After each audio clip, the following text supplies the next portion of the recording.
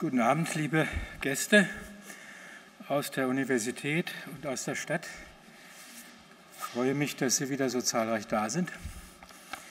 Wir kommen heute zur zweiten Mosse-Lecture dieses Semesters. Wir haben diese Reihe, wie Sie vielleicht im Plakat schon gesehen haben, Dienst am Geheimnis genannt. I don't know what the English translation would be, something like sworn to secrecy or something like that. Also anzüglich haben wir es so genannt, aber ich hoffe auch präzis. In der letzten Woche war Moshe Idel aus Jerusalem unser Gast. Er hat über die Kabbalah gesprochen. Da ging es auch nicht primär um das Geheimnis, vielmehr war von den Geheimhaltungen der Arkanisierung des Judentums die Rede. Dabei wurde deutlich, wie subtil, rational und kalkuliert in den kabbalistischen Schriften von Glaubenssachen gehandelt wird. Und heute Abend, so lässt sich erwarten, werden wir mehr darüber erfahren, was die Geheimdienste sind und was sie mit uns machen. In 3 Wochen wird Daniel Jütte hier sprechen, der zurzeit am Wissenschaftskolleg in Berlin ist. Sein Thema ist die Ökonomie des Geheimnisses in der frühen Neuzeit, die Ökonomie des Geheimnisses. Nun, ich denke, es ist ein glückliches Zusammentreffen heute Abend, an dem wir terminlich lange gearbeitet haben, um Peter Galison und Lorraine Durston wieder einmal zusammenzubringen. Die beiden Autoren des inzwischen zum Klassiker der Wissenschaftsgeschichte gewordenen Buches Objectivity, Englisch und Deutsch 2007. Sie wird ihn heute Abend einführen und anschließend hält Peter seinen Vortrag Secrecy, Surveillance and the Self und danach wird Lorraine Durston kurz den Vortrag kommentieren, die Diskussion eröffnen, dann auch, wenn Sie Lust haben, mit Ihnen, mit unserem Publikum.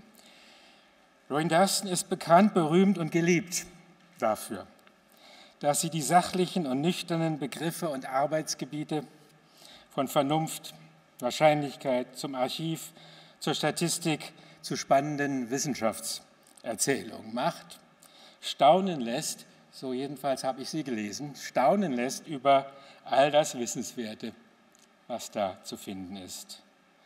Was nicht zuletzt dadurch gelingt, dass sie die Bildlichkeit dieses Wissens in der Wissenschaftsgeschichte entdeckt.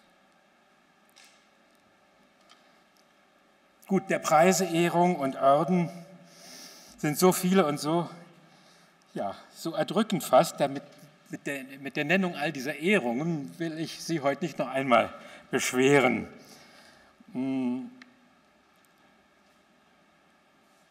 Lorraine Durston ist an vielen renommierten Universitäten zu Hause, vor allem an der University of Chicago. Eine so wichtige Kraft, ein so gern gesehener Gast und wir können uns in Berlin, so denke ich, glücklich schätzen, dass sie immer wieder an ihr Institut, das Max-Planck-Institut für Wissenschaftsgeschichte in Dahlem zurückkehrt. Eines ihrer neueren Forschungsprojekte, an dem sie als Permanent Fellow am Wissenschaftskolleg arbeiten wird, gilt der modernen Vorgeschichte der Regeln, Rules, der Ambivalenz dieses Genres, wie sie sagt. Regeln und Regulierungen sind in jederlei Hinsicht für unser gesellschaftliches Sein unerlässlich und zu Zeiten und mancherorts doch auch unerträglich. Diese Ambivalenz, so denke ich, ist auch mit unserem Thema Geheimnis verbunden. Das Geheimnis ist uns verdächtig und doch, wie Georg Simmel gesagt hat, lebenswichtig. For the rest of the evening, our language will be English, the discussion in English and German, as you like it. We can translate. Welcome tonight. So happy to have you here.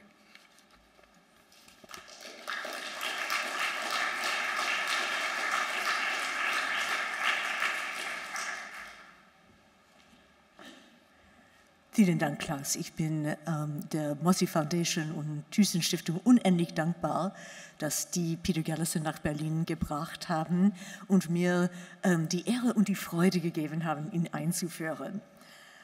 Peter Galison is a historian of science. Indeed, he's the finest in the field, but he's not only a historian of science. He's a physicist, he's a philosopher, he's a filmmaker, he's a cultural critic, and for lack of a fancier word, he's a thinker. He's someone who's thinking hard, who's thinking fast, who's thinking deep, and what he's thinking about is the significance of details. These details can be as strange as the blots on a Rorschach card. They can be as technical as how a neutrino detector works, or they can be as humdrum as one's own Google searches of the last 2 hours. The point is that in Galison's hands, these details cease to be mere details. They become clues, traces, metaphors of something larger, stranger, and endlessly intriguing. There's no way of talking about a master of details without giving you some details about Peter and his work. Peter grew up in New York City, and after studies in physics, philosophy, and the history of science at the École Polytechnique in Paris, Harvard University, and Cambridge University, he returned to Harvard, where he completed 2 doctorates, one in experimental physics and the other in the history of science. This proved to be a very fertile combination. I'll come back to that in a moment. Peter left Harvard for Stanford University in the late 1980s, where he joined a brilliant constellation of historians and philosophers of science, including Nancy Cartwright and Ian Hacking, who were, like Peter, also exploring experiment as a way of knowing in its own right, independent of theory. By the mid-1990s, Peter had succumbed to the fatal magnetism of Harvard, where he remains Joseph Pellegrino Professor of the History of Science and Physics.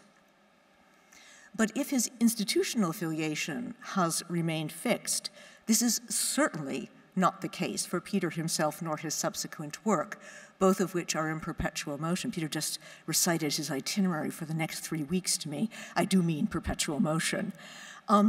His books on the material culture of modern physics, Image and Logic, which appeared in 1997, on the genesis of special relativity theory in the context of the 19th century's global timekeeping projects, Einstein's clocks, Poincaré's maps, which appeared in 2003, and a series of co-edited volumes, including The Architecture of Science, Picturing Science Producing Art, and Scientific Authorship, to name just a few, have opened up whole new areas of inquiry, not only in the history of science, but also in the history of art, philosophy, and law.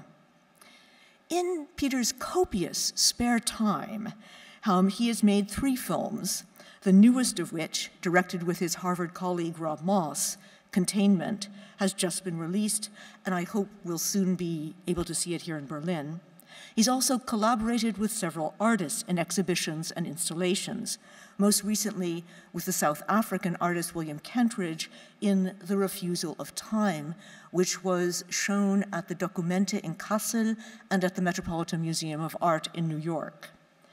Many prizes and honors have recognized Peter's work. I'll mention only a MacArthur Fellowship, the Forscherpreis of the Max Planck Gesellschaft and the Alexander von Humboldt Stiftung,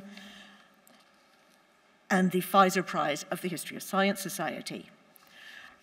It's obviously impossible to do justice to this remarkable oeuvre in the space of a brief introduction, and no introduction should usurp more than a few minutes of the speaker's time. But I do want to draw attention to 3 leitmotif of Peter's work, in part out of gratitude. These are 3 lessons that I learned from him when we were working together on our book Objectivity. First, a relentless historicism.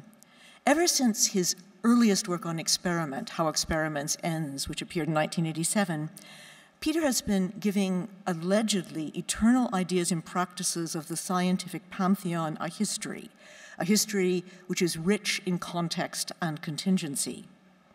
Second, unwavering attention to material culture. It matters whether a physicist is working in the imaging tradition of the cloud chamber or the logical tradition of the Geiger counter.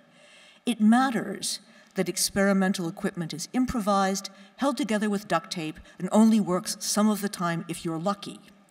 It matters that the young Albert Einstein passed by a network of electrically coordinated clocks on his way to work at the Bern Patent Office. Ideas just don't have a history, they have a body. They're incarnate in stuff. Peter is a rabid anti-Platonist. Third, and perhaps most relevant for this lecture, we're about to hear, for Peter, there's no such thing as a mere metaphor.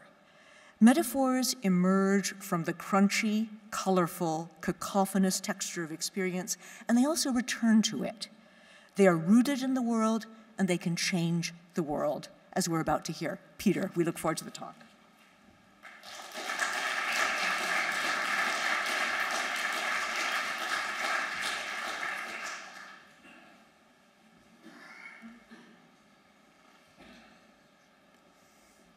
It's a great pleasure to be here. Thank you for inviting me. Thank you for coming. I'm going to speak tonight about the way in which the encounter that we have with surveillance has begun to alter the way we think about the self. How we understand the self alters our concept of secrecy and surveillance, and this reciprocal action between the self and technology is the subject of much of what I've been thinking about over the last years. I'm working on a book called Building Crashing Thinking, where I look, as Rainey mentioned, at things like the Rorschach test, or cybernetic machines, or how airplanes crash, or how nuclear contaminated lands affect our relationship of the human to nature. That these are the topics that interest me greatly. How our concept of the self shapes what we can imagine technologically, and how what we put into practice technologically reshapes our concept and experience of the self. Today I want to talk about two periods, 1915 and 2015, pendants, as it were, in the relationship of the self and secrecy along with surveillance. In December of 1897, Freud wrote to Fliess, "Have you ever seen a foreign newspaper which has passed the Russian censorship at the frontier? Words, whole clauses and sentences are blacked out, so what is left becomes incomprehensible." A Russian censorship of this kind comes about in psychoses and provides the apparently meaningless deliria. So for Freud, already in 1897, there was a link, a parallel, and he uses that exact term, parallel, to describe the relationship of political censorship and psychic censorship. And just as a text loses its sense when you restrict, when you cut out words, so a dream or a thought or an expression becomes meaningless, even delirious, wild, when we repress certain pieces of speech. What does it look like to find a text at the Russian border? What's Freud talking about? He's referring to texts like these, German texts, censored at the border, where we can tell what was taken out by comparing an uncensored version with the censored version. The Russian Tsarist police called caviar, the thick black ink that they laid over the page, and the larger sections with papier-mâché bits of newspaper to block out the offending text. Things were taken out like Catherine's religiosity, who her lovers were, or anything that had to do with Islam, Judaism, or any number of other forbidden topics. Censor and censorship can be tracked very simply with a quick look at an engram, where you can see the sudden explosion of talk of censorship and censors in the Carlsbad decrees of 1819 that banned associations, imposed censorship on the press, led to the firing of liberal professors. You can see the sudden impositions of censorship in the Vormärz period, after Bismarck's 1862 blood and iron speech, and of course, catastrophically in the period of World War I, and then again in World War II. The plan to restrict and censor speech, telegrams, texts, newspapers, magazines, was put into place already by 1912 in a secret part of the Dienstbuch J25a by Karl Graf Sturg, who at the Kriegsministerium set up the apparatus to impose a form of censorship and surveillance the scale of which had never been experienced anywhere. And this was replicated in all of the belligerent countries. Not that looking at people's mail was new in World War I, but it was sudden, it was ubiquitous, and it was intimate. It got down to the individual letters and telegrams that people sent. It divided up Austria, in this case, into sectors, each of which had its own bureau of censorship. In Thoughts for the Times on War and Death of March-April 1915, Freud vented, "The state exacts the utmost degree of obedience and sacrifice from its citizens, but treats them like children by an excess of secrecy and a censorship upon news and expression of opinions." The censorship of letters hit Freud with tremendous force. All of his work was conducted by correspondence. His network, the new movement that he was trying to put in place of psychoanalysis, was held together by envelopes and letters. His connection to his family was crucially based upon this. Everything he knew about whether his sons were alive or dead, and they went through terrible experiences in the war. One of his sons had a bullet pass through his cap. The other one got up to get something out of his trench, and the trench was blown up by a shell in the war. One was hospitalized. There were long periods where he didn't know the state of his own family. So the censorship that was imposed over telegrams and letters hit him directly in love and work, the two most central aspects of anyone's life, says Freud, and it involved the newspapers, the magazines, every source of news and bit of information. It's very hard to know in the kind of material detail that I like, as Rain Daston mentioned, to see pictures of the censoring apparatus. Here's one of the very few that I've been able to obtain, because there's nothing so extremely secret and so censored as censorship. The censors don't like to be talked about, and their rules of censorship are always and permanently secret. 13.2 million telegrams were censored and surveilled in Vienna. 42,000 were extracted for further study. 1,400 were turned over to the police for prosecution. 400,000 letters each month, just in Vienna, were taken apart, read, and censored. In a small city like San Antonio in the United States, 180 censors were at work. They read 120,000 letters every week, and that was a minor censor station. When Freud wrote to Abraham, one of his colleagues, the letter was censored. This was on the 5th of May. I'm not sure whether it was 1915 or 1916. The envelopes survived, and so we can see exactly where they were read. This is überprüft in Vienna. In 1873, Freud castigated, long ago, long before this, he had castigated his friend Silberstein for not having replied. Freud said, "If I cannot read and write letters, I am afraid I shall catch cholera out of deadly boredom." Letters were Freud's form of thought. Freud sent one letter to Amsterdam, which then went indirectly to Ernest Jones, his later biographer and closest British ally, on the 20th of June, 1915. And you can see there, it's censored in two places, both in Amsterdam and Vienna. The newspapers in Austria would look like this. There would be these weiße Flecke, that were taken out of them. The opposite, in a way, though they do the same thing, as caviar and papier-mâché.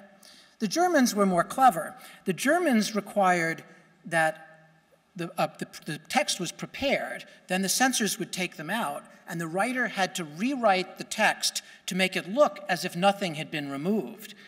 The Austrians, in fact, one right-wing Austrian complained that the enemy would understand what they were cared about if the Weiße Flecke were left in.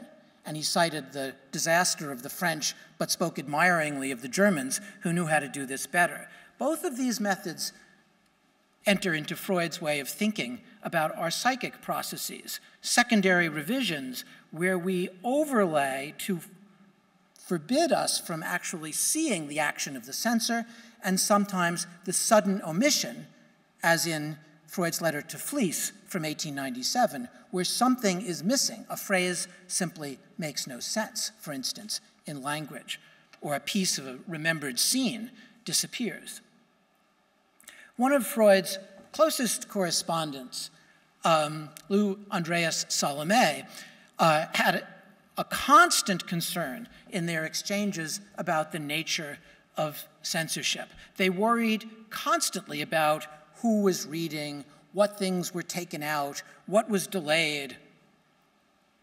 Andreas Salome wrote to Freud, "We have offended in some way or other, both of us, only unfortunately, I have no idea in what respect." That sense of guilt without reference, that sense of knowing that something has been excised but not knowing why, created a kind of generalized sense of anxiety that Freud felt acutely. They didn't know, for instance, whether what was mockingly referred to as the moral brigade had taken something out for its sexual or offense to morals in some way. And there was one manuscript that Andreas Salome wrote called Anal and Sexual, which they might well have been the moral brigade, or whether it was something political. That sense of censorship without clear understanding of the rules was something that pervaded Freud's thought about psychic censorship as well. What I really want to say, Lou Andreas Salome told Freud, is how splendid is the outcome of your whole investigation into the unconscious. Repression and censorship become so new and simply clear as mere hushers up, which must then leave behind them the entire gesticulating disquiet of those reduced to silence. And in this remarkable comment, you don't quite know whether she's referring to the political or the psychic. Those reduced to silence are in part the thoughts of the unconscious and the silence of political discourse. Back and forth they went between these two registers, the register of the political censorship and the register of psychic censorship. And when Freud lectured in 1917 in Vienna about his work, he made very deep reference to the way in which, as you all know, he said to his audience, our unconscious functions in censorship the way we experience censorship in our daily lives from above, so to speak. Indeed, by 1916, Freud and his network of friends, indeed, very often many citizens of countries under surveillance, would write offen, at the top of their envelope, because by writing offen, they hoped that the censors would not tear the envelope and destroy their letters.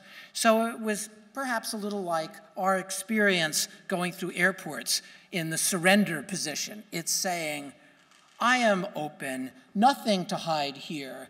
Look at the envelope is open, read what you want, I just want my letter to get through. But that came at a cost, and one that Freud talked about. In fact, at one point he wrote to one of his correspondents, I'm so glad that my letter arrived sealed. And his correspondent said, no, you should not be glad. It just means that an open letter had been sealed by the censors. So it was something that they experienced. Freud once said that the ending of censorship was like being freed from his cage. The Journal of Women Workers in Vienna would mark in big letters that here half a page had been confiscated. And they were proud of the fact that pieces of their writing were excised because they said it showed their readers that they were talking about something important. The Arbeiterzeitung, the other half of that journal, had an article on the 20th of October 1916 on censorship, die Zensur, and it was censored. But for some reason that I can't quite figure out, there was a copy that was left of the uncensored version, so I could see what that was. And what it says is, no one has been successful in getting Count Sturg, he who is indeed the originator of the whole abolition system of press freedom, to actually speak about what is happening. His obsession is with censorship, and censorship is a far more weighty question than superficial consideration might indicate. So it was exactly calling Count Sturg, the author of J25A in the Dienstbuch, that was inserted here. So the censor of censors, the head of all the censors, had reference to his actions censored. The next day, Felix Adler's son, Victor Adler's son, Friedrich Adler, went to the Hotel Meißel on Schaden. He was very involved with the Arbeiterzeitung, and he killed Count Sturg in an assassination. Here's a picture of Adler shooting Count Sturg. Adler was extremely good friends with Einstein. That's another story for another night. Another dream about this came from one of Freud's colleagues in Vienna, a psychoanalyst, Hug Helmut, who recorded the dream that one of her patients had over and over again. And the dream was that she, a woman, an esteemed woman, who had a son at the front and had been in various places fighting, and the dream seems to be about him, and on Hug Helmut's reading it was. And the dream went like this. This is in the dreamer's perspective. I and many other women and girls in Vienna are ready to mumble, mumble. I'm aware that our decision must sound surprising, but we mean it in bitter earnest. No one asks a soldier in the field whether he wishes to die. Officer, suppose, madam, it actually came to mumble, mumble. The dreamer continues, it must never happen that an elderly woman like me mumble, mumble, a mere boy. That would be terrible. As the dreamer walked up the staircase, she heard an officer stationed below say, that's a tremendous decision to make, no matter whether a woman's young or old. Splendid of her. So Hug Helmut interpreted the dream. It goes on, it's a long dream about as a incestuous desire towards her son, and that those moments which she said almost read themselves, interpreted themselves, were moments where something revealed that that's that incestuous content, and so they were swapped out for a mumbling where even the dreamer couldn't bring herself to say those words. Freud took the dream, he was so impressed by it, this is in the middle of 1915, that he revised the interpretation of dreams, his Meisterwerk of 1900, and inserted the dream into the book. Now, in this dream, and in many others, there are these questions of how people respond to the dangerous content, the threatening content of dreams. Sometimes, Freud says, there are deletions, softenings, approximations, doubtfulness, uncertainty, mumblings. Sometimes a dream is brought down to size, to a smaller size, and condensed in this way by making the same dream figure represent different people in the waking world. In this dream, the husband and the chief medic both become fused into the army officer. She talks in the dream, the dreamer talks in her dream, about the need to respect one's elders, or something like that, the dream to respect age. And in the dream, that has a dual meaning, as Hug-Helmut interprets it. One is respect for the authority of her husband, who by then had died, and the other was this feeling of anxiety about the incestuous desire that linked her with the young man. There are times also of displacement. For instance, on the 24th of August, 1915, Ferenczi writes to Freud, "Your letter," Freud's letter, which illustrates so splendidly the mood swings alternating every hour to which we are all subject, culminates in the same disparaging assessment of Frau A, meaning Austria, that I too had to make.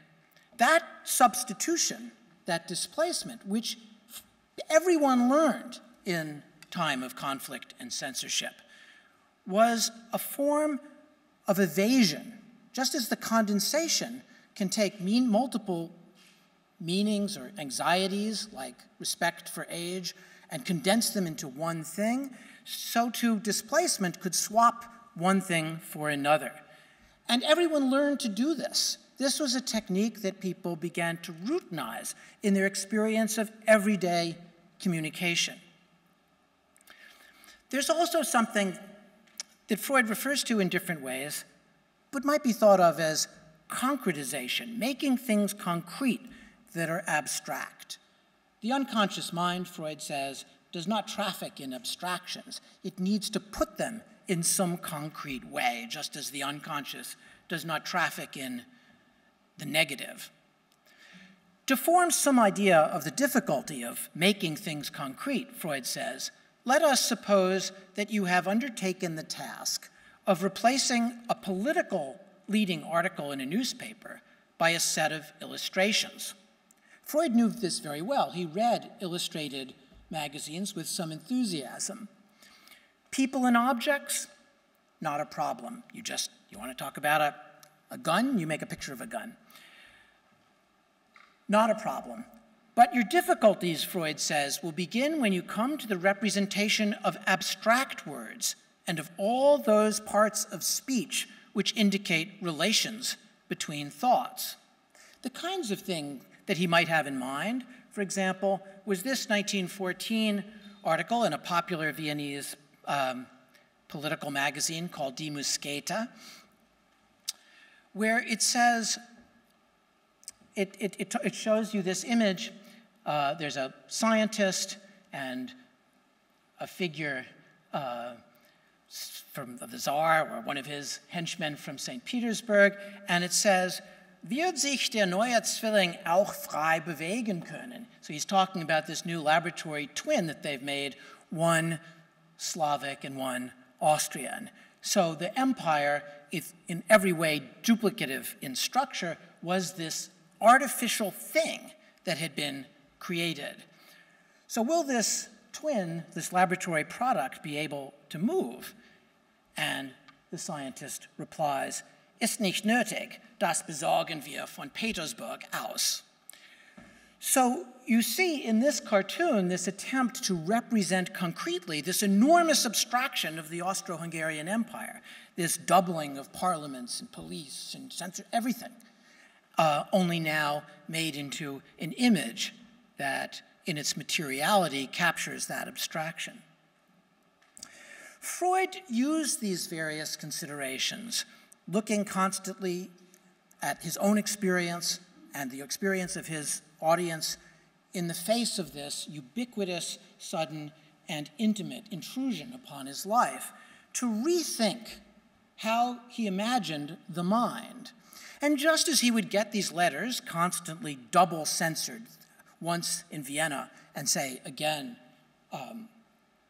in Germany, or once in Vienna, and again in another country, he began to think of the mind as a sort of territory, a kind of re-territorialization, not the mind as fixed by specific biological locations, but in some more conceptual sense, a territory of dispute where there were borders across which thoughts had to pass. And he began to discuss this. He illustrated it in 1923 as having these boundaries between the Es and the Ich and the Vorbewusstsein, and that thoughts were brought, he said, as if a letter to a censor, and they could be stopped either at the boundary, the first boundary between the id and the ego, or between the preconscious and the fully conscious.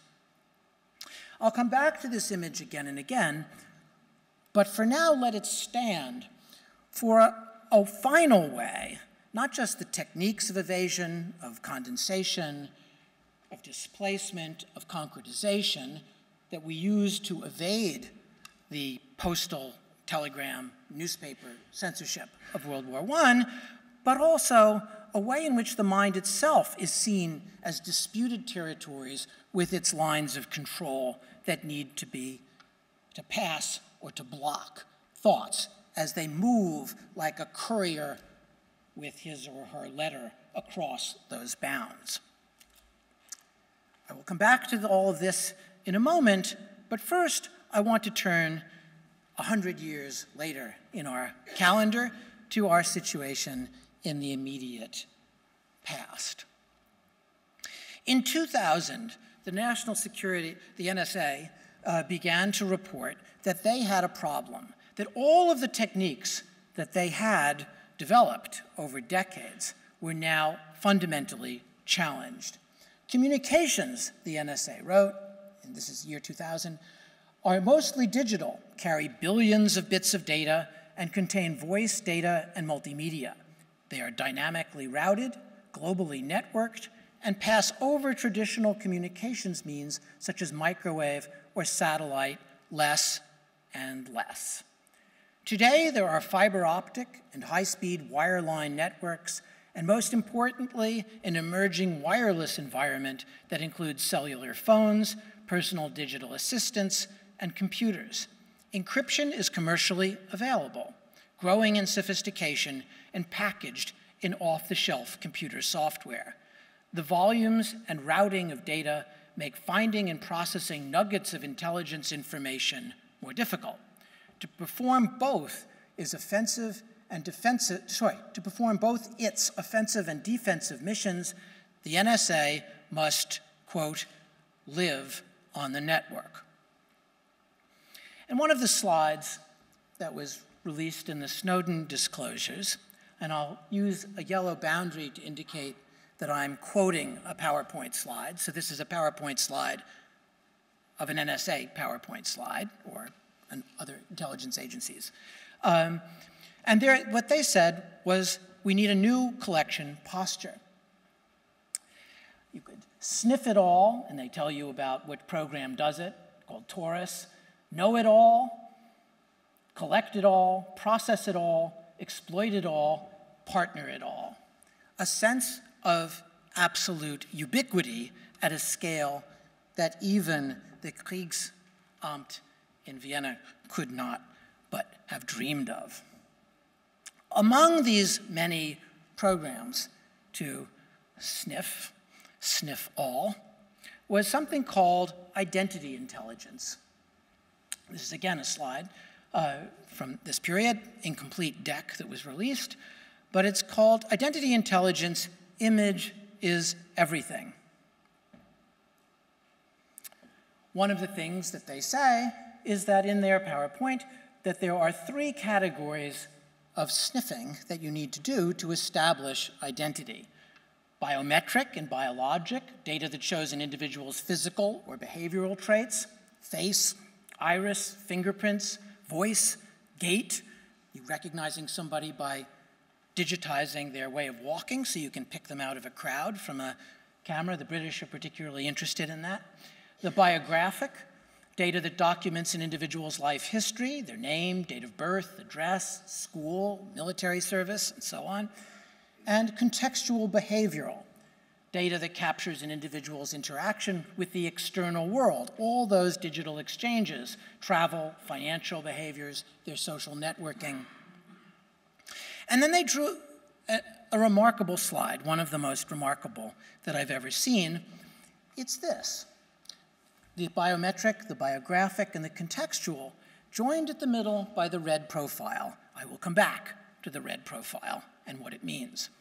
But the biometric here, you can see individual static, footprints, hair chemical profile, attested diseases, palm print, odors, scents, pheromones, vascular pattern recognition, or blood type, race, accent, handwriting, kinesthetic, posture, bearing, environmental residues, ritual scarification.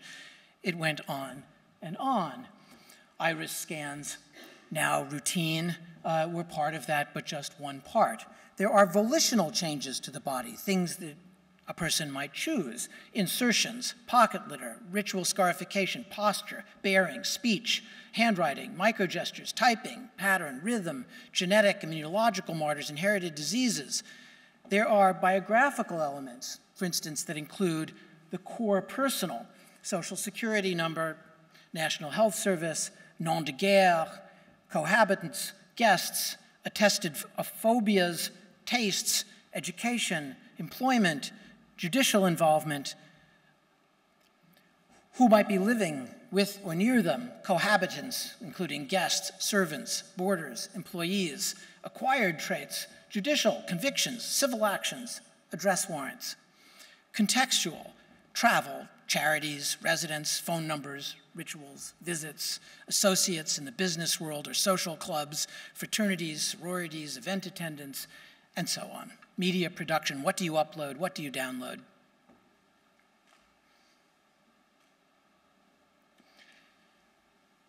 So looking at this, what was the hope for this identity, this quest for identity and its identification? The US Special Operations Command said they take these three clouds of data and targets the people they're after.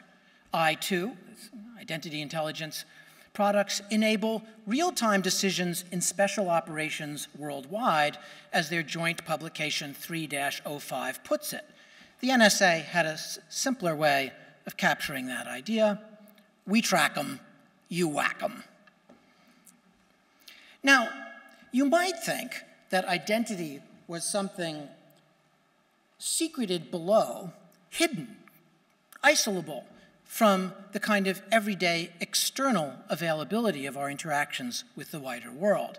And indeed, some identity theorists use images like this, which, building on Ricoeur and other philosophers, distinguished between an ipse identity and an idem identity.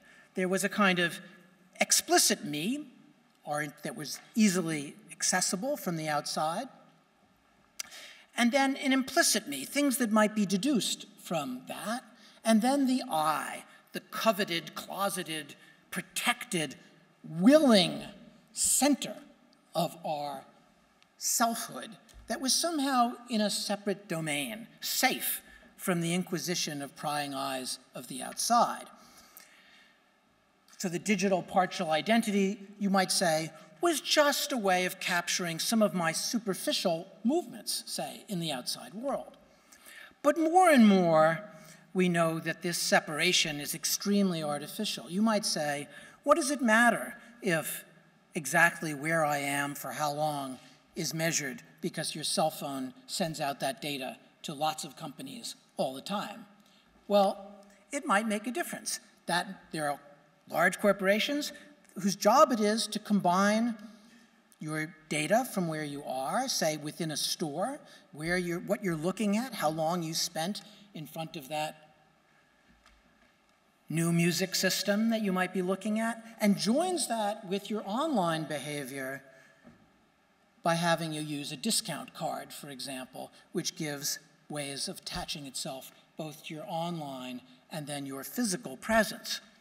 So in a sense, when you get a discount in a store for a loyalty card, they're paying you to be able to link those different virtual and real-world actions. And you can learn quite a lot from where people stand and how long they're there and what shops they frequent, and you can use that. There's a large sector of the economy now called predictive analytics, in which companies use this to say you would be an excellent prospect for buying a certain item, and you can use that to, as you know when you go around on the internet, that there are advertisements that follow you around. That's, we are complicit in providing that information, willingly or unwillingly, in our actions. So this movement between what we want, what we might even not know yet that we want, what are the structures of our personality and the exterior evidence of, for instance, where we stand in a store or what we click on or how long we stay on a page on the internet, that these things begin to merge and connect. And there are huge amounts of money and many corporations all over the world devoted to making those predictions, because a huge amount can be gained in selling you things that way. In a way, predictive analytics is a kind of corporate, everyday version of what identity intelligence wants to do at a national security level. But let's come back to the red profile. What is that? You recall that the image was that the red profile stood at the intersection of these three domains: the biographic, the physical characteristics, the biologic, and the online presence. Now, many times in the world, the classified world, there's a kind of duplication, a doubling between the secret and the commercial. It's not accidental. It's not just happenstance that these things are repeated. Intelligence agencies in all the European countries and the United States outsource a huge amount of their work to corporations who then modify those techniques for the commercial world. So there's a very tight connection between them. But it means that when we don't know something that's going on in secret, sometimes it's helpful to look at what's going on in plain view. There's a multi-university collaboration called Superidentity, which bears many of the same structural functions that identity intelligence does. Only instead of the red profile at the center, what you see is a diagram like this. In the middle, exactly as topologically the same location as the red profile, is called type. And type is connected to the physical, the biometric, and the cyber, just another way of formulating the three NSA categories. And you can see the way that those interact is by characterizing the type as certain personality factors that serve as a kind of matrix of exchange between the physical, the cyber, and the biometric. We know that the intelligence agencies are interested in understanding personality psychology in this context because they say so. GCHQ, the British NSA, has a whole program of teaching itself psychology, and Snowden released their cards. In this, every first-year psychology student in the English-speaking world learns to remember the big five aspects of personality, and they are openness, conscientiousness, extroversion, agreeableness, and neuroticism. Interestingly, when GCHQ is trying to teach itself psychology, they make a mistake and they swap out conscientiousness for contentiousness, a Freudian error at the heart of GCHQ. But the techniques that they use in these big five characteristics, these very exterior, the way the big five are usually measured is you give people lists of questions. In a situation like this, would you argue or go silent? There's sort of simple questions like that with very simple choices. And then you get a score for each of these aspects: openness, conscientiousness, extroversion, agreeableness, and neuroticism. And it was designed in a way as in opposition to Freud and the Freudians' reliance on the unconscious. It was supposed to be a way of characterizing the personality entirely through self-reporting, through exterior measures. So that appealed to the spooks, who could do this without reference to a deep unconscious life. And it's become, again, so they began to do these studies of using topic analysis and LDA, latent Dirichlet analysis, various mathematical techniques that were used to take texts and find out what their topics are, and to look at text to make evaluations of people as to where they stood on this Big Five personality assessment. And you begin to see this, again, in the parallel world. I noticed that a few months ago there was a big conference on this, and a whole day of the conference was devoted to the topic, My N is 10 million, using social media to track emotion, mental health, and measure personality across entire populations. This is what the GCHQ is beginning to do, as just for example, they show that they can do personality analysis of all the Chrome users in the world, all the Internet Explorer users in the world, all the Firefox users in the world, and all the Safari users in the world, and compare them. In fact, the superidentity program, in order to show the way that type, this personality, which is, sorry, hard to read, in the blue at the bottom, functions, they made this set of cards. So this is from the superidentity team. They showed the connections between personality, the biometric, the cybermetric, and the biographic. So for instance, body modifications might be a link, they say, between personality and piercings, or tattoos, for example, or hair coloring. Or your personality, say you were very extroverted, might lead you to be more risky in your password choice. So if you found on other grounds that somebody was high in extroversion, it might be worth trying to crack their passwords with simple routine procedures like their name or their birthday or something like that. Or you could connect the biometric and the cybernetic, the superidentity folks say, by hand geometry. The way, for instance, you type might be tied to measurements of your hand size and body.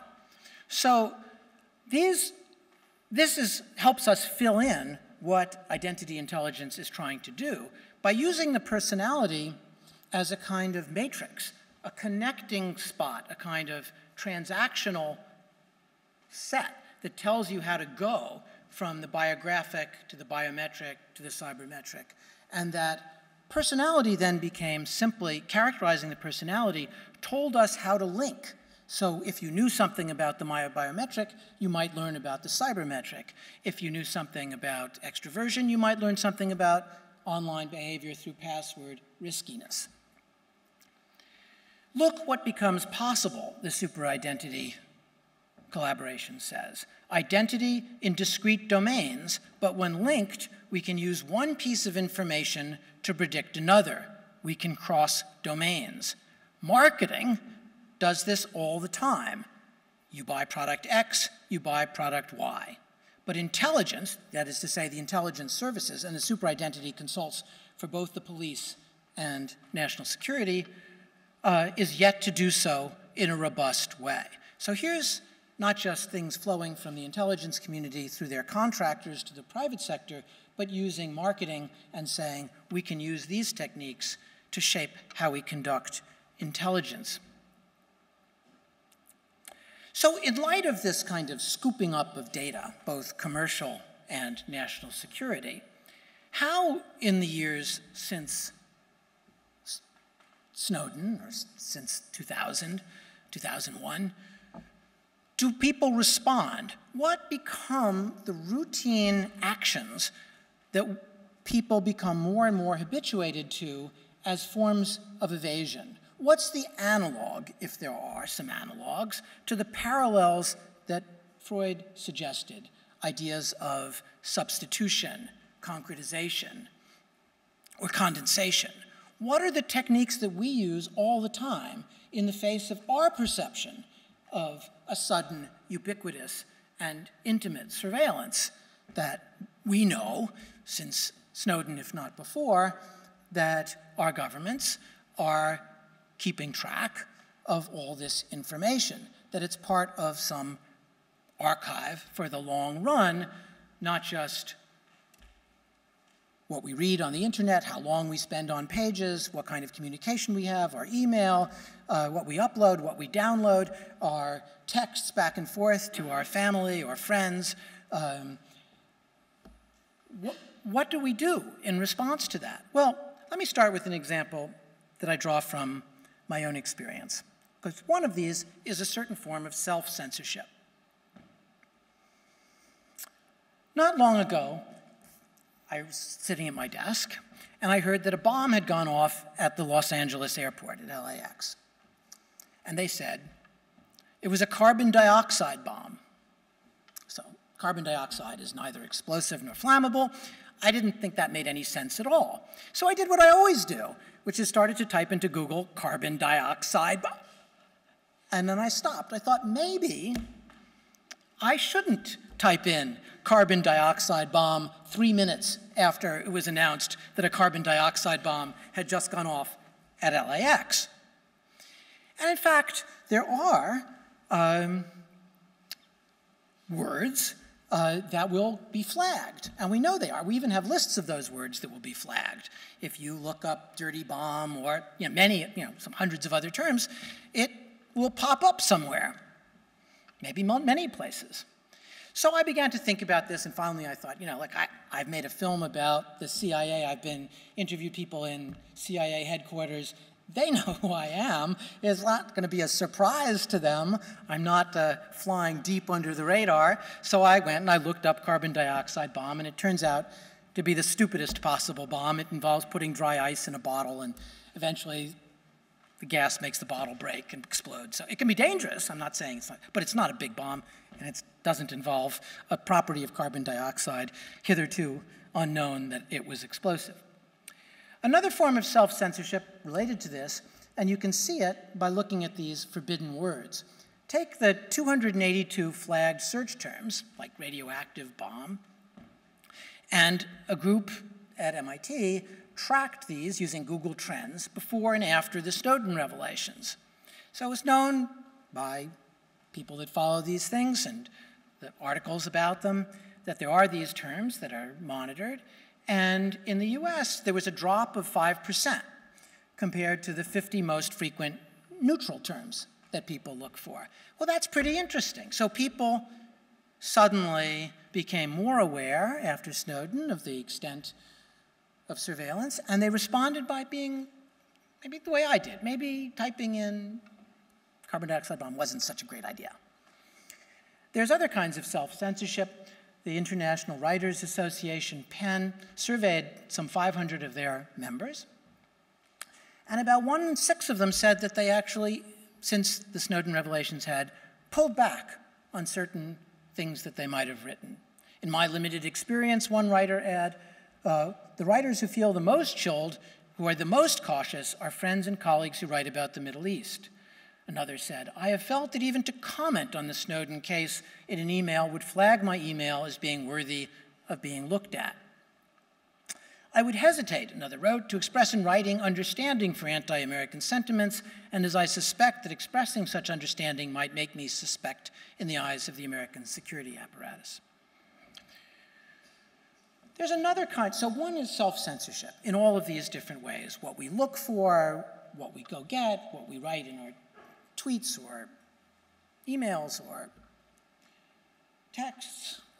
All of these things we might pull back. Maybe it's just a couple percent, but we do some pulling back. The second is what you might call fragmentation. Sherry Turkle at MIT, back in the very early days of the internet, said this: the internet is a complete, oh, sorry, she's interviewing here one of the users of this early internet system called the Internet Relay Chat system. The internet, this woman that she interviewed said, is a complete escape. On Internet Relay Chat, I'm very popular. I have 3 handles, that is, say, 3 identities that she uses. I use a lot. One handle is serious about the war in Yugoslavia. Another is a bit of a nut about an old television program called Melrose Place. And a third is very active on sexual channels, always looking for a good time. Maybe I can only relax if I see life as one more internet relay channel. So that's interesting, right? This partition of ourselves into multiple identities to do things is something that has become routine.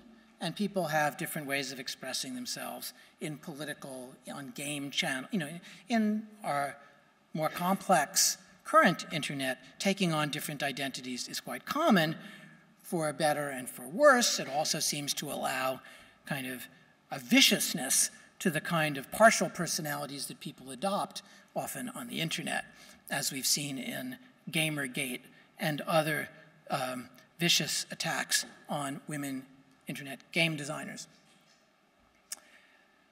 Fragmentation is exactly the opposite of what superidentity and identity intelligence is up to.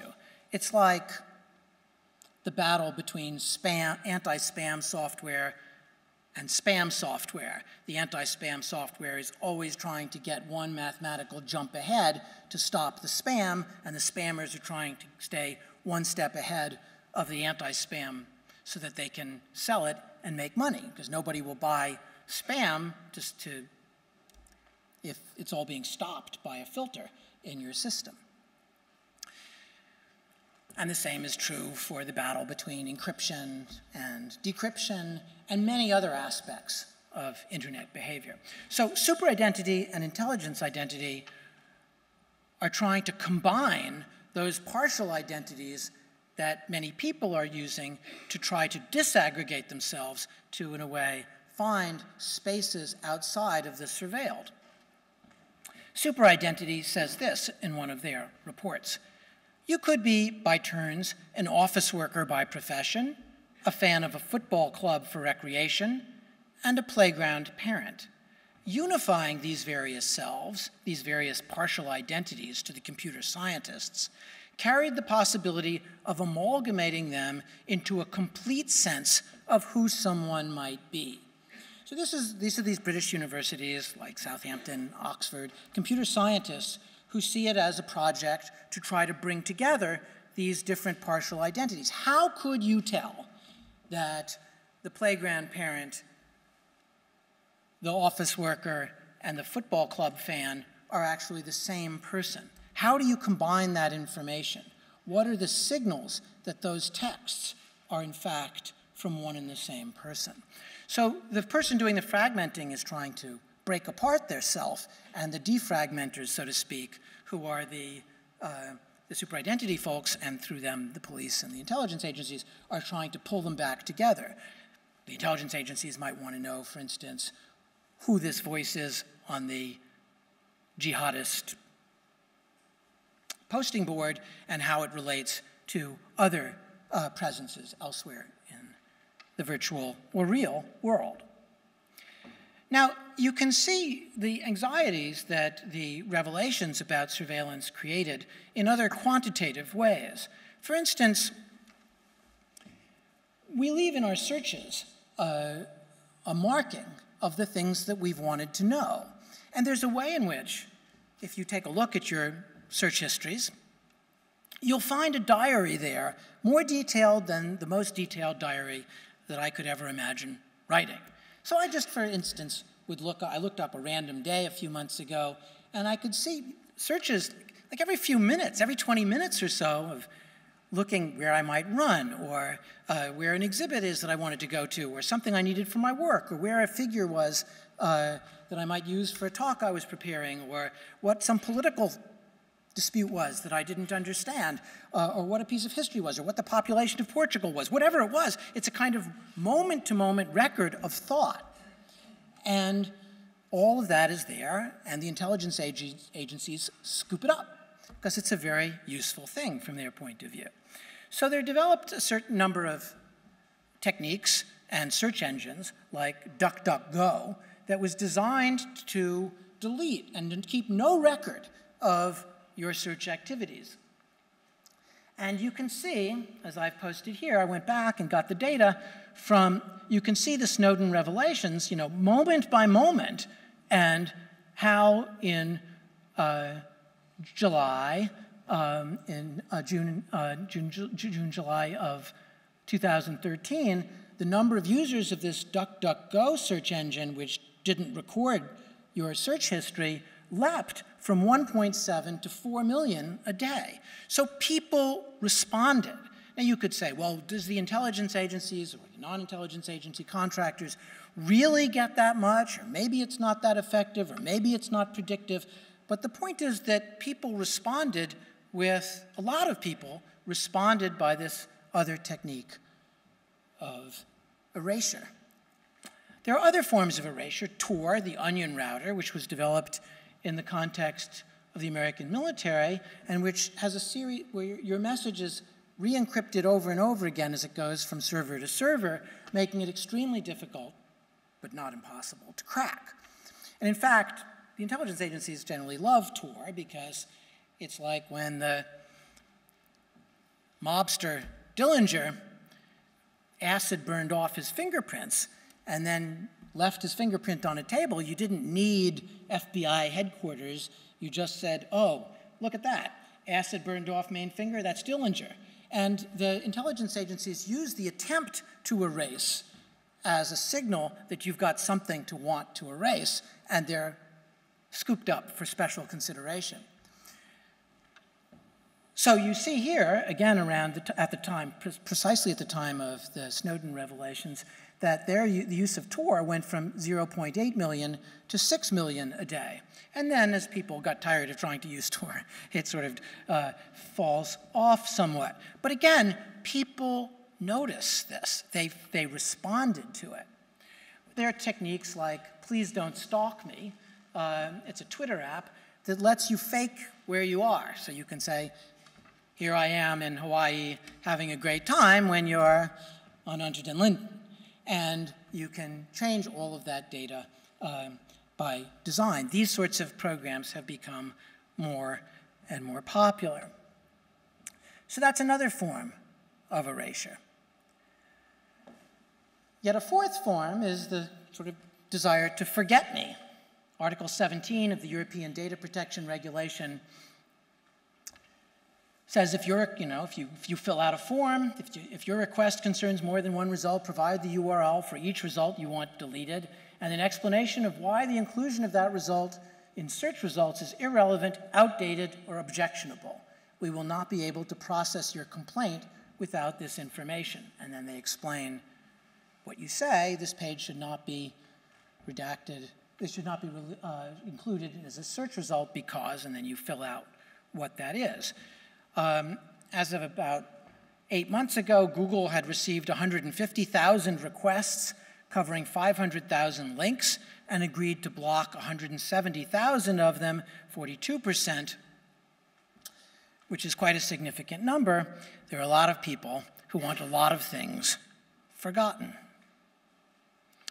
A third, so we have erasure, we have fragmentation and we have self-censorship in its various forms.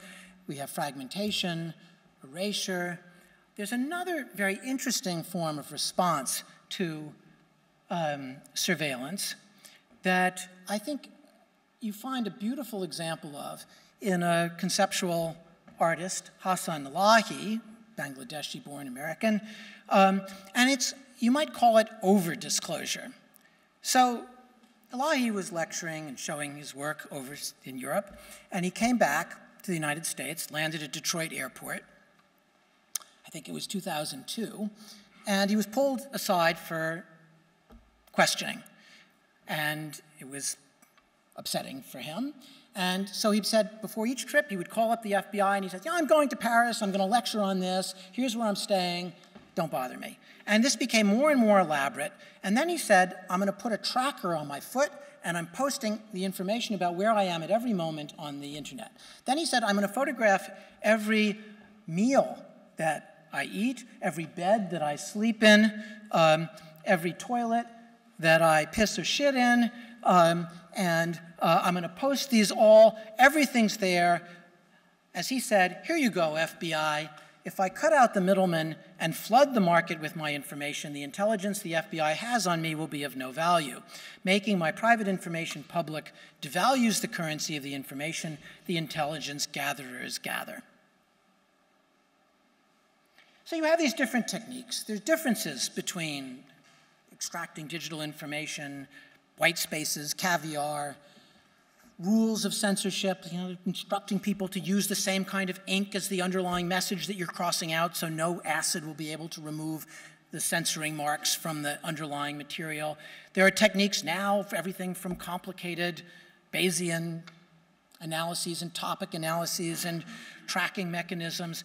But what's similar about August 1914 and the years to follow and June, July 2013 and the years and months that follow is that these intrusions were sudden. There was a moment when they became very clear that they were being put into effect. They were ubiquitous. They were everywhere you went, every form of communication. The Habsburg regime wanted to sniff it all and know it all before the NSA.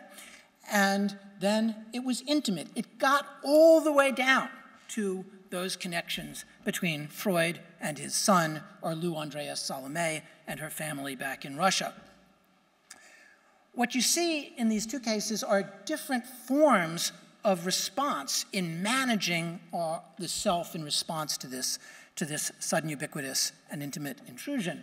Condensation, concretization, embodiment through association, visual transforms, and displacement that Freud explored, and fragmentation of identity, erasure through encryption, anonymization, falsification, deletion, and over-disclosure in our present moment. Of course, we can know much less. We're living this moment right now. I'm only hinting in broad strokes about some of the responses that we have to it. But in both cases, and this is the last and concluding slide, we have a kind of picture of self, a diagrammatic concept of the self that becomes emblematic of these two periods. Freud's reterritorialization of mind into id, ego, preconscious, perceptual conscious systems with boundaries between them where the thoughts arrive like the traveling courier whose postal contents must be examined, passed, or rejected.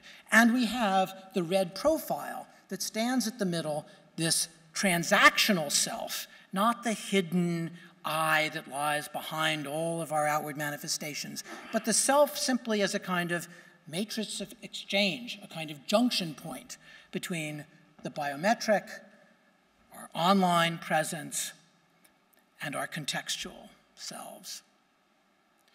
We have, therefore, two moments in which the self, under pressure from secrecy and surveillance, begins to reassess who we are, indeed, what we are. Thank you.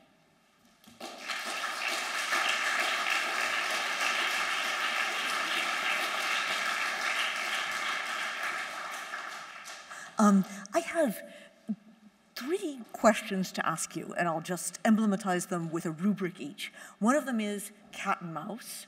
The second is the censors are us. And the third is gläserne Mensch. Okay, so first, cat and mouse. I mean, ever since censorship began, there has been a cat and mouse game going on between the censor and the censored. And let me just give you an example, because I'm a 18th from the Encyclopédie of Diderot and d'Alembert. Of course, Diderot and d'Alembert were quite conscious that the French censors were avidly reading all of the articles in the Encyclopédie. So they developed a very cunning way, knowing exactly how the Jesuit censors read, a very cunning way of inserting subversive material. So, article on cannibalism. cannibalism is a form of consumption when human beings eat body parts of other human beings. It is practiced allegedly by various tribes, et cetera, et cetera. At the very end of the article, in small print, cross-reference, vide Eucharist. They knew very well that the Jesuit censors did not read the fine print at the end of the articles. And, one could multiply these examples ad nauseum. And I think what you've given us is a very interesting 2 more episodes in the history of this cat and mouse game. And the one on the left-hand side here, the Freudian territorial self, a beautiful parallel with the letters crossing national boundaries. One of them depends on, as literary scholars have recognized from the very beginning, a kind of poetic hermeneutics. I mean, the mechanisms of substitution, condensation, displacement are all techniques of constructing poetry. It's as if the unconscious is a poet and the consciousness is unbelievably flat-footedly literal-minded. This is how you get around the flat-footed, literal-minded consciousness. Fast forward to 2015, and we have the censor is really a set of algorithms, actually. There's just too much information there for anybody to be doing this by hand. So the question then becomes, if you're going to play a cat and mouse game with an algorithm, what's the best way to do it? In one way, the beautiful, very much in the spirit of Diderot and d'Alembert, the beautiful gesture of the artist who says, you want information, I'm going to give you information. But another one might be, and this is the question, I'm just thinking, what would it do, how would you outsmart an algorithm? I'd really like to know, by the way, about how you figure out how agreeable somebody is by looking at Firefox or Chrome usage. But assuming for just a moment this takes an enormous suspension of disbelief on the part of a historian of science who remembers physiognomy, phrenology, the lie detector, but just suspend disbelief for a moment and imagine this really works. The way you do it was be a kind of Brownian motion of the self. I mean, the way in which you thwart those Venn diagrams of the algorithms is to make yourself utterly unpredictable. So my question is that what we're looking at? Not fragmentation, but internal anarchy. The second question is, all of this is, so the censors are making up hypotheses about who we are, but we're making up hypotheses about who the censors are. And one thing that's really striking about all of these stories is how labor-intensive censorship is. What was that figure about that small, was it San Antonio? Had 120,000? 180? So I looked up the number of inoffizielle Mitarbeiter in the Stasi. It was estimated at 189,000. This is for a country that only has 14 million people. Because of the duplication that you described, we have to imagine that tens of thousands, hundreds of thousands, millions of people are involved in these current efforts at censorship. One has to assume that these people are in a very special position, and they are internalizing the standards which they are enforcing on a day-to-day basis. Is perhaps the most subtle Trojan horse function of this is to recruit so many people as censors that they modify themselves willy-nilly by enforcing those practices day in, day out. And it does make me think about something I never understood in Freud, which is, why does Verdrängung, why does repression take so much energy? It's the mirror of all of those Austrians in the censorship office striking out, the Arbeiterinnenzeitung.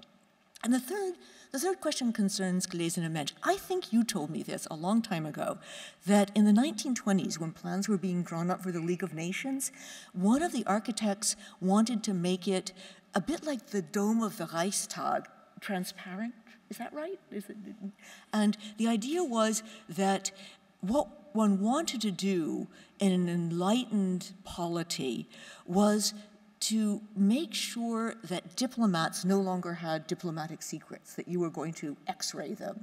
And I think also most people here probably have been to Dresden, to the Hygienemuseum, and seen those 1927 Weimar era gläserne Frau, gläserne Mann, which were seen as both the substance and the symbol of enlightenment, of Aufklärung.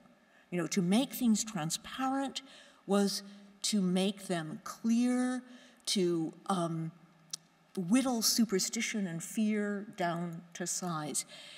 In current German discussion about exactly the topic of your talk, namely surveillance, the phrase gläserner Mensch has come back, but it's come back as an object of fear, or as a fearful description of what we are becoming.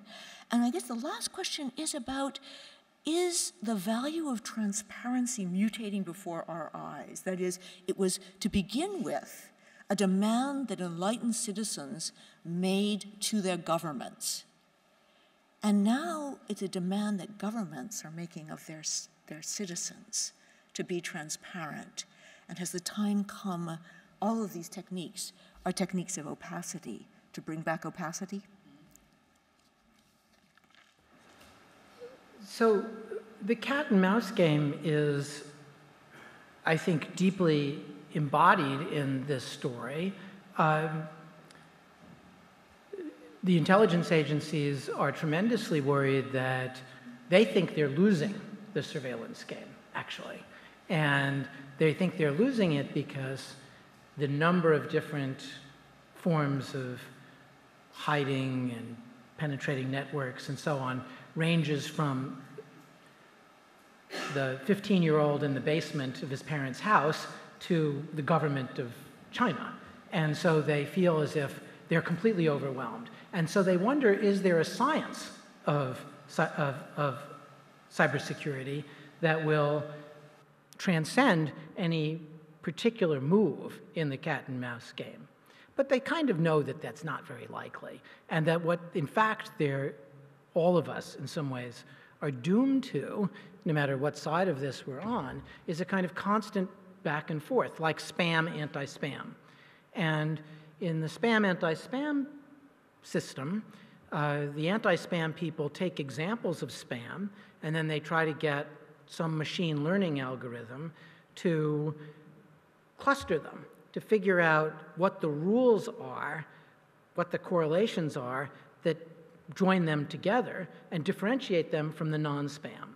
And so you feed in examples, and there's various forms of this vector analysis that goes into that to try to figure out what in these higher dimensional spaces of clusters of these spam-like entities. And then you apply it to try to see if you can filter out spam.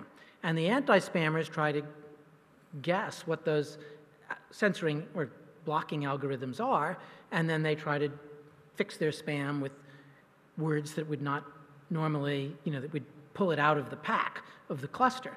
So that's a kind of algorithm versus algorithm story of the kind you were asking about.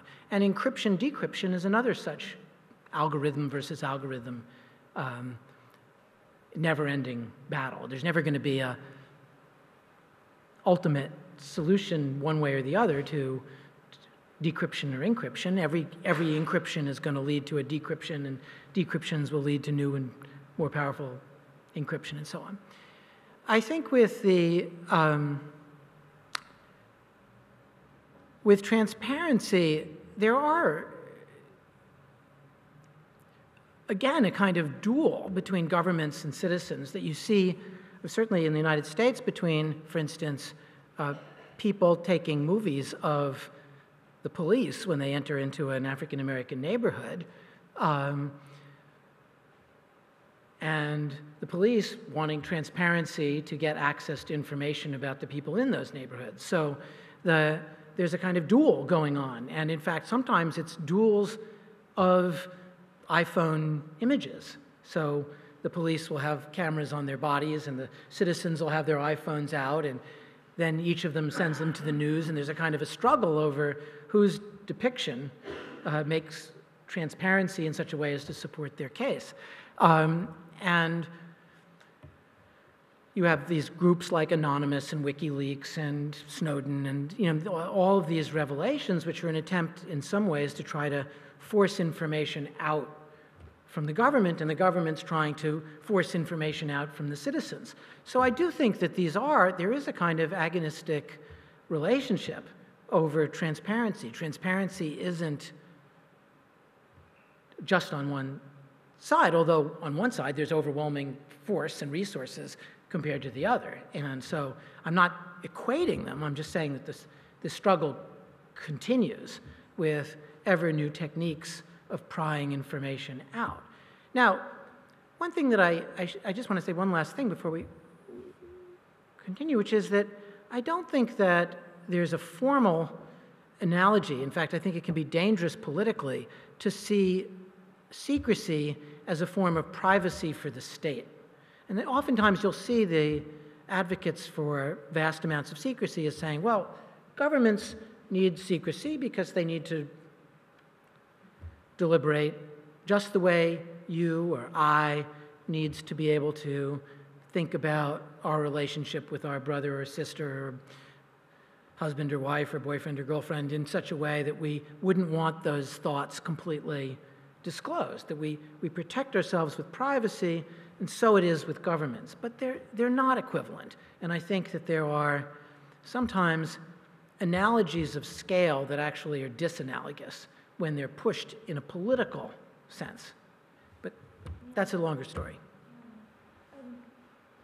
It's very interesting that you use the word dual, because that seems to me exactly to capture not only the agonistic quality of this, but the perfect symmetry. Yes. And that just as dualists must observe exactly the same rules in order for this highly ritualized form of combat to come off, that what's going on in the cat and mouse game is a mirroring as both sides become more and more like the other. It reminds me of what was said about management and unions when there are long histories, either in the American car industry or IG Metall in Germany, which is no one is more like the managers than the top union officials. You know, they are in perfectly choreographed lockstep with one another. And although you're absolutely right about the asymmetry of resources, it's astonishing how many David and Goliath stories there are in this game. In a sense, I begin to have a sneaking admiration for the Austrians and Graf Sturck. I mean, it seemed to me that he did a far better job of this than the current, the NSA couldn't stop Edward Snowden. They couldn't catch him. There are lots of people who are leaking things all the time who have escaped the meshes of their web. It seems to me that, you'll forgive the early modernist saying, we've been here before. Whenever there's a need for governments, for those in power to know something, people purporting to have the answers. So in the Middle Ages, it was this pseudo-Aristotelian treatise, the Secrecy, which was about physiognomy. You want to know whom you can trust? Let me tell you. You see that guy with the red hair? No. Or the astrologers. By the 13th century, there were all the arguments mustered against astrology that we now have didn't make a bit of difference. As long as you need to know something about the future, you will turn to the people who offer you a technical fix. And you and I both know the litany of this. I will just give one example. I mean, who knew that I wanted to read The Lobster State of Mind this afternoon when I was ordering a copy of Kafka's Metamorphose? Amazon thinks that because I want to read about someone who turned into a cockroach, I want to read a book about the lobster state of mind. I do not want to read a book, no matter what Amazon says, about the lobsters. There's an enormous amount of hype surrounding this that has, especially after seeing that ocean card, strikes me as yet to be cashed out. But let me say something about the idea of privacy versus secrecy, because that seems to me a really deep distinction, which is one reason. Here's something which the British government has recently said to its citizens, which is, why do you care if we're looking at your emails? If you have nothing to hide, if you're a law-abiding citizen, then it should be a matter of indifference to you that we read your emails. And the resistance to that is not so much that, we have a right to, we're embarrassed by our thoughts, but rather as a view about privacy as a realm of experimentation. Mm-hmm. And a realm of experimentation which is tentative, transgressive, but which will wither if it's exposed to scrutiny, even benign scrutiny, much less hostile scrutiny. And I wonder, in the discussions, it's really striking to me that in the Freud example, censorship is an enormous amputation of the self because one wants to communicate. And that what's really going on here is that one wants to communicate some things to a privileged group of people, but not to the world at large. And that's the problem at the moment, trying to balance between the secrets which remain locked in the innermost self, the privacy of a protected realm, but nonetheless a communicative realm, versus total exposure. Mm-hmm. Well, there's much to be said about this. I do think scale is crucial here, that secrecy, we can go back to Babylonian signet rings, and people have been holding state secrets about military matters as long as we have any indication of history. But there's a way in which the scale of secrecy increased with the world wars to be so large that they began to become a very significant bureaucratic structure with massive numbers of people, with hundreds of thousands, millions of people involved in this around the world. And that begins to affect us in a different way.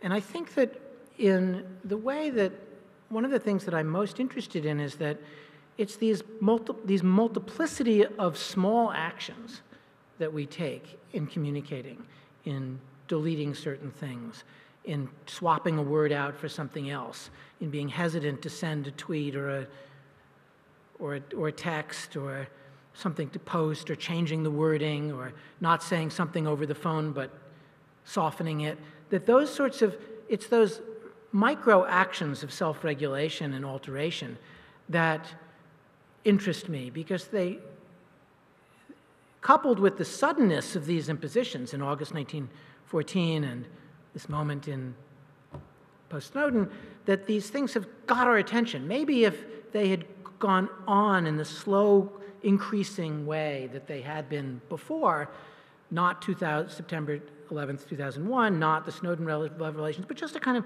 slow increase, that we would have been like the proverbial lobster in the pot who doesn't mind getting heated up a little more and more until they're cooked. And but in fact, the suddenness and the fact that they go all the way down to your letter to your child or your parent or your brother or your intimate ones, that they caught our attention in some way, and that they caused the kind of deep-seated reaction.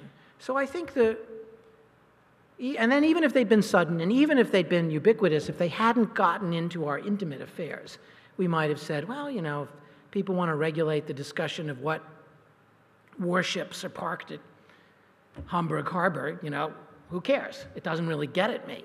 But when it gets at you, when it involves every letter, every telegram, when you can't find out what's going on with your kids or your friends or your work associates or your collaborators, in the time of Freud, it had this huge effect. And Freud and Abraham and Ernest Jones and Andreas Salome, and they really reacted to this very powerfully. I think it really gave them a common, more than metaphor, a common parallel through which they saw their everydayness, their lives, their experience, their way of thinking. And so the suggestion that I have with censorship and surveillance today is not that there's some way in which, piece by piece, you couldn't find antecedents in the early modern or the pre-modern, but that jump, that reaction that you see in postings, in fragmentation and deletions and erasure strategies and encryption and all these ways, that it shows that it's somehow gotten to people in some way. And I think is worth attending to. Thank you. I think the time has perhaps come to open the discussion to all at large. Just raise your hand and I'll try and acknowledge you and keep track. Yes, please.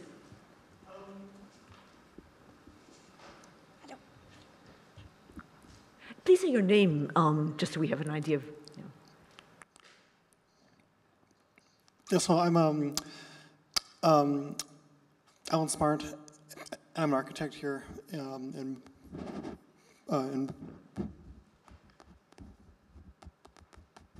Berlin right now, and I super enjoyed your talk and the way that you linked across the Freudian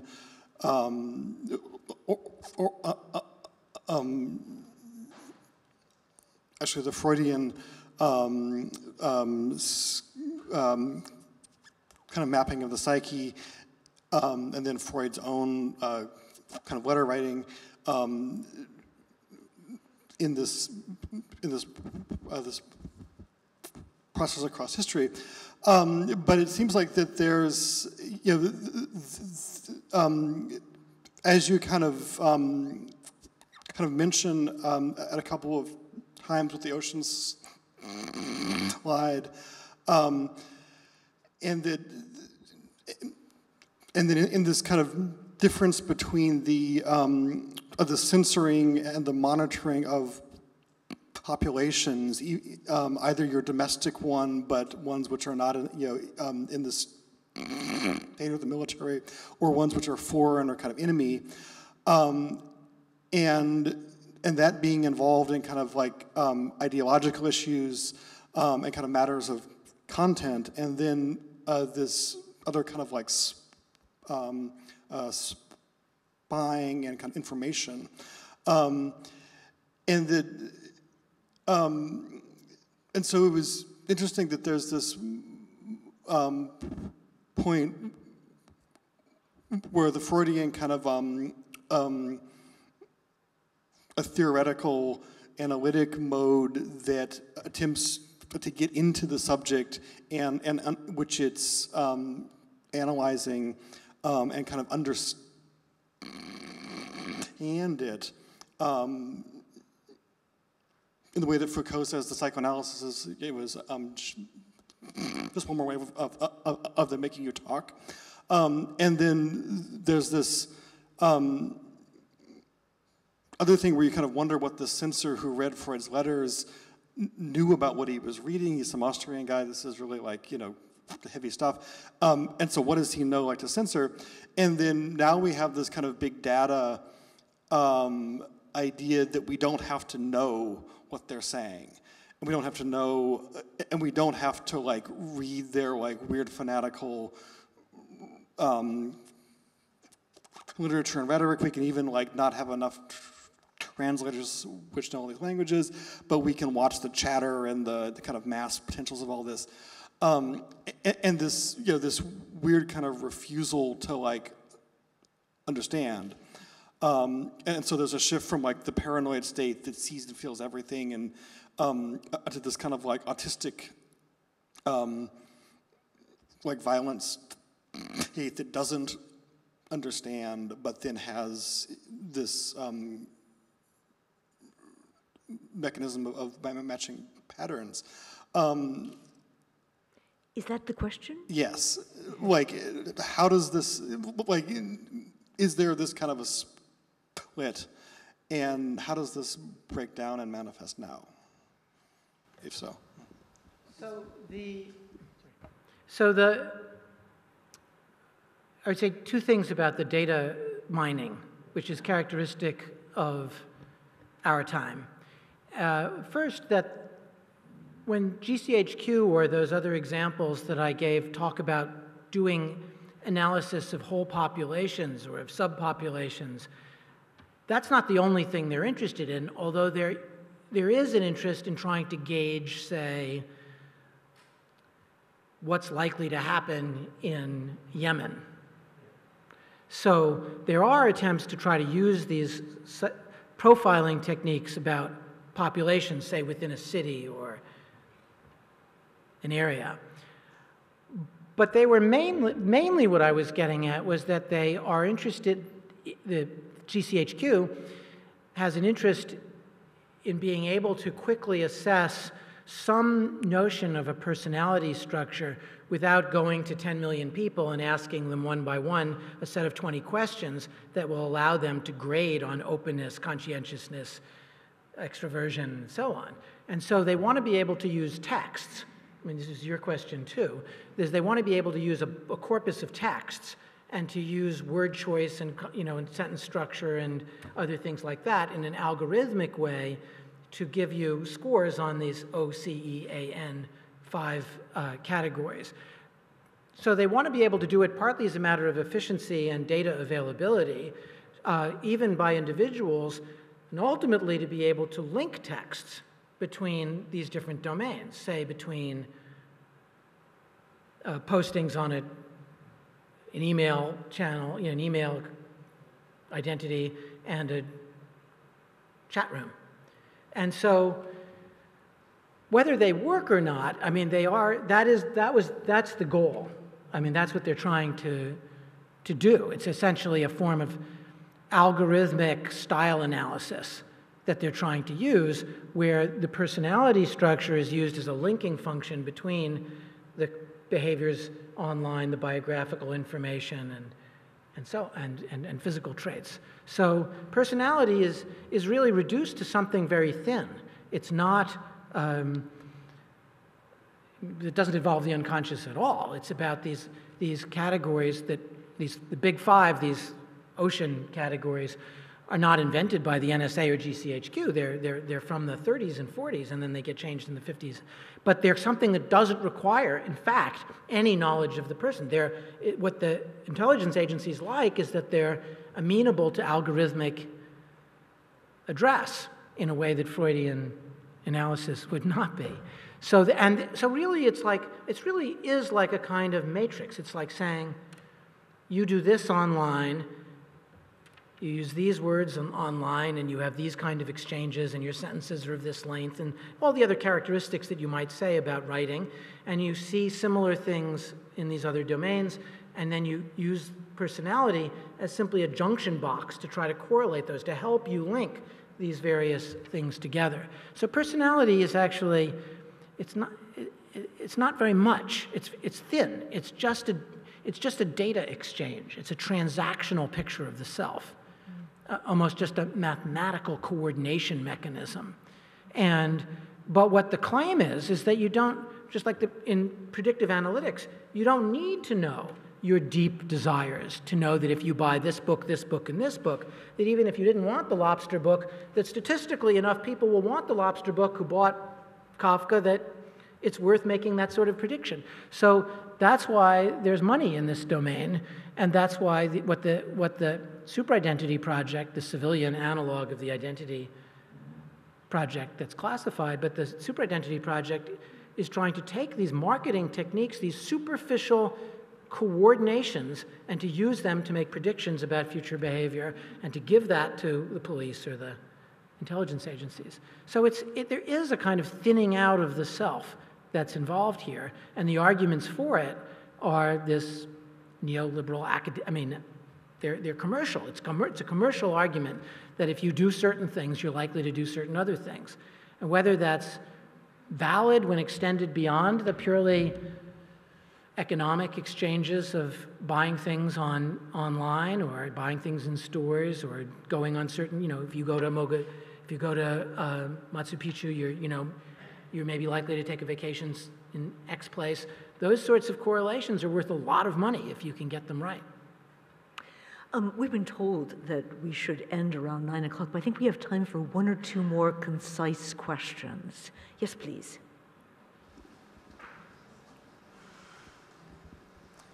Thank you very much. I would like to come back to this gesture of Stempeln in Vienna, to put on this stamp, überprüft, on this power gesture, that's sort of provoking gesture when Freud answers in that way to that, because I think the cabinet noir in France in the 17th and 18th century, they were famous for not making traces that they have been reading. They were so able to open and to shut the letters without destroying them. And of course, that was the power gesture, not letting traces. And perhaps you could say something, and of course with all these consequences for self-censorship and so on, perhaps you could say something how you would see that for today. What is the power gesture? Showing that things are read, or provoking answers to be able to develop new measurements? That's a very good question. I mean, I think that you see that the same structure in 1914-18 in the difference that I mentioned between the Austrian and the German approach to censoring newspapers. And the Austrians thought it was efficient to only look at the final composed text. So you would bring to them the text of the Arbeiterzeitung, and they would simply put a blue pencil mark around the parts that had to be excised, and then in order to publish it, you had to take them out, leaving the weiße Flecke. Whereas the Germans were willing to, in a way, go farther, which is to leave no trace that they were there, that the censors were there. And they forced a rewriting, so that they would say what they didn't like, and then you would have to rewrite it and reprint it as if no censor had acted there. Now, the reason that you do that is the one you might expect, which is that was debated in Austria among the censors, which was by showing what you censor, you reveal what your concerns are. And indeed, that's what I do as a historian when I come across, I mean, it's a little bit like being a spy. I mean, I want to know what, at a given time, people are censoring, because I want to know what they think is dangerous or revealing, or what is it that they're worried about. And so in World War I Vienna, they're worried about, they censor food shortages. They censor, of course, any signs of unrest within the military, as well as more obvious things like where General Schmidt is today. And so by censoring things that you could guess by looking at the blank spaces, they reveal, but it's cheaper because you only have to go over it once. And the German method requires more resources. You've got to go over every text to really see that the information is removed and that the sutures are smooth. Because if the suture is not smooth, then you still reveal. So I think that dynamic, which Freud sees paralleled in the mind, that some of our dreams have this revision to actually make the deletion hard to see, and some of them simply are missing, like someone says something that doesn't make any sense, where it's really like a delirium, where you've actually taken something out so that the words that they recount in their dream are uninterpretable. And then later he becomes more sophisticated, partly because of his experience in the war, and to talk about these smoothing out. And so your question, though, in the present, I think, is also good. One of the things that you can do, which governments do in a way, like the example of Tor, is if you were trying to get people to reveal that they're trying to hide something, then that's not a bad technique, because examining all the Tor messages is a tiny, tiny percentage of all the messages. So suddenly or if you make people so insecure that they use couriers, then you can try to catch their couriers. I mean, that's a more low-tech version. So if people don't trust their cell phones and they don't trust the telephone and they don't trust letters, so they send somebody to go. I mean, that's how bin Laden got found, because he didn't trust the communicative network, and then he trusted a courier, and they followed the courier. So I think that sometimes the power gesture in the present could be to force people to take measures, and the measures become visible. So you're kind of, if you don't trust any communicative forms, then the things that you do trust may become more visible. That's a partial answer, but maybe a gesture towards one. A final question, Niels. Yeah. I'm also a historian, philosopher of science, and my name is Nils Roll Hansen. So I was wondering about the more practical applications of these new techniques, because it seems that, and that's what is always said, that are efficient for tracing criminals, terrorists, for instance. And I suppose there is something to that, that it's easier to trace a terrorist with the techniques than without them. Whether there are other changes that are producing differences may also be. But I was wondering about something which is more relevant to most people who are not trying to hide. Mm-hmm. And I mean, that's the application within political systems with a special purpose, which is not liberal democratic, but something else. Like China, or maybe Russia also in the present, but China most of all. I mean, do you think that these new techniques will make quite different the framework for asking about political development, whether it will be possible to shape political development behind the back of people in a way which it was not up till now?